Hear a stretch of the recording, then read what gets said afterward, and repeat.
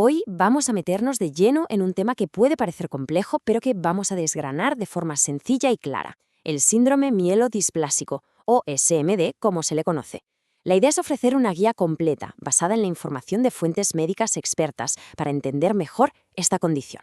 Claro, recibir un diagnóstico así, de repente, la cabeza se llena de preguntas, de dudas. Es totalmente normal. Justo por eso hemos preparado esta guía, para que sirva de apoyo y para poner un poco de luz sobre esas preguntas clave. Venga, pues vamos a empezar por el principio, ¿no? Lo más fundamental. ¿Qué es exactamente el síndrome mielodisplásico? Entender bien esto es la base para todo lo que vamos a ver después. A ver, lo primero que hay que saber es que el SMD no es una única cosa, sino que es un grupo de cánceres de la sangre. El epicentro del problema está en la médula ósea. Es ahí donde nuestro cuerpo fabrica todas las células de la sangre. Y en el SMD, ese proceso de fabricación, pues empieza a fallar. Para que nos hagamos una idea, pensemos en la médula ósea como si fuera una fábrica súper especializada. Una fábrica que sin parar produce 3 componentes esenciales: glóbulos rojos, glóbulos blancos y plaquetas.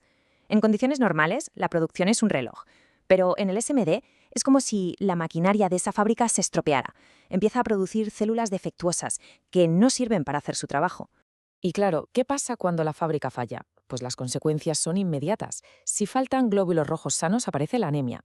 Si lo que escasean son los glóbulos blancos, que son nuestras defensas, tenemos lo que se llama neutropenia y somos mucho más vulnerables a las infecciones. Y si bajan las plaquetas, pues hablamos de trombocitopenia y la sangre no coagula bien. Estos 3 problemas son la causa de casi todos los síntomas. Hay un dato importante que tenemos que entender, y es el riesgo de progresión de la enfermedad. Más o menos 1 de cada 3 personas con SMD puede llegar a desarrollar una leucemia más agresiva, la leucemia mieloide aguda. Y esto nos deja muy claro por qué es tan importante hacer un seguimiento y clasificar el riesgo de cada caso desde el principio. Y claro, esto nos lleva a la pregunta del millón, la que todo el mundo se hace al recibir la noticia. ¿Por qué? ¿Por qué ha ocurrido? Vamos a ver qué se sabe sobre las causas y los factores de riesgo. Pues mira, la realidad es que en la mayoría de los casos, los médicos no saben la causa exacta. No se sabe por qué de repente las células madre de la médula ósea empiezan a funcionar mal.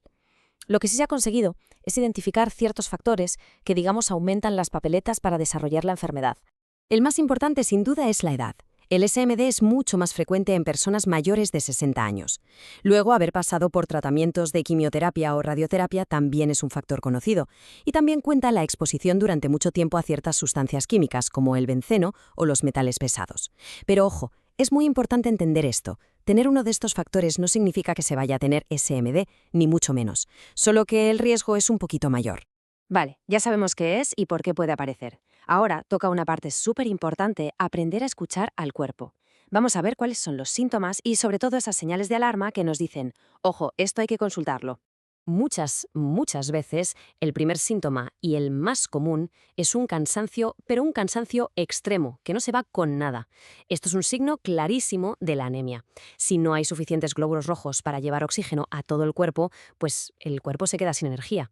También es muy típico notar que falta el aire, sobre todo al hacer algún esfuerzo, o tener la piel más pálida de lo normal. ¿Y qué pasa con los glóbulos blancos, los soldados de nuestro cuerpo? Pues que si son pocos o no funcionan bien, nuestro sistema inmunitario se debilita. Y eso se nota en que se cogen infecciones a cada rato o aparecen fiebres que vuelven una y otra vez sin una causa clara. Y por último, las plaquetas. Si la fábrica no produce suficientes, la sangre no coagula como debería. Y esto puede hacer que salgan moratones con un golpecito de nada, o que una herida pequeña sangre durante mucho más tiempo de lo que es normal. Entonces, la conclusión aquí es clave. Ninguno de estos síntomas, por sí solo, significa que se tenga SMD, ni mucho menos. Pero, si estos síntomas persisten durante varias semanas, esa es la señal de alarma. Ese es el momento de ir al médico para que lo valore. Muy bien, imaginemos que existen esas sospechas.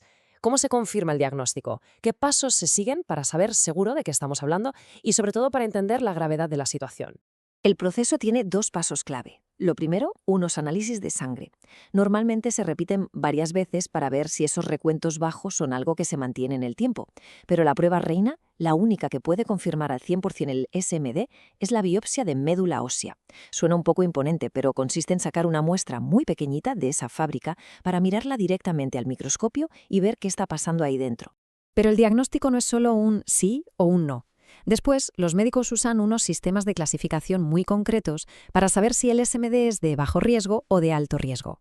Para eso se fijan en todo, en cómo de bajos están los recuentos, en el porcentaje de células inmaduras, los blastos que hay en la médula, si hay alguna alteración genética, en fin, en el estado general de la persona. Y esta clasificación es vital, porque de ella depende todo el plan de tratamiento. Y con esto llegamos a la última parte. Una vez tenemos el diagnóstico y sabemos el riesgo, ¿y ahora qué? ¿Cuál es el camino a seguir? Hablemos de cómo se maneja y de las opciones de tratamiento que hay. Aquí el enfoque cambia por completo dependiendo del riesgo. Si el SMD es de bajo riesgo, el objetivo principal es controlar los síntomas y mantener una buena calidad de vida, a menudo con medicamentos o transfusiones. Pero si es de alto riesgo, el objetivo es mucho más contundente. Hay que frenar la enfermedad y evitar que progrese a leucemia. Y ahí ya hablamos de tratamientos como la quimioterapia o las terapias dirigidas. A día de hoy, la única opción que puede curar la enfermedad es el trasplante de células madre. Básicamente se trata de cambiar la médula ósea que está mal por una nueva y sana de un donante. El tema es que es un tratamiento muy intenso, que tiene sus riesgos, y por eso no es una opción para todo el mundo. Me parece muy importante terminar esta parte con un mensaje de la Cleveland Clinic, porque tener un diagnóstico de SMD, aunque sea una enfermedad crónica, no significa que no haya esperanza, ni mucho menos. La investigación no para y cada vez hay más tratamientos y, muy importante, más redes de apoyo para ayudar a llevarlo todo, tanto lo físico como lo emocional. Y esto nos deja con una última reflexión, que es fundamental. Un camino así no se recorre en soledad. La pregunta que queda en el aire es, ¿qué recursos de apoyo tenemos a nuestro alcance? Desde equipos de cuidados paliativos que son expertos en manejar los síntomas, hasta grupos de pacientes para compartir vivencias. Buscar esa ayuda es una parte esencial del proceso. Toda la información que hemos repasado en esta guía está basada en la publicación de la Cleveland Clinic sobre el síndrome mielodisplásico. Esperamos de verdad que haya servido para poner un poco de orden y claridad en un tema tan importante. Muchísimas gracias por la atención.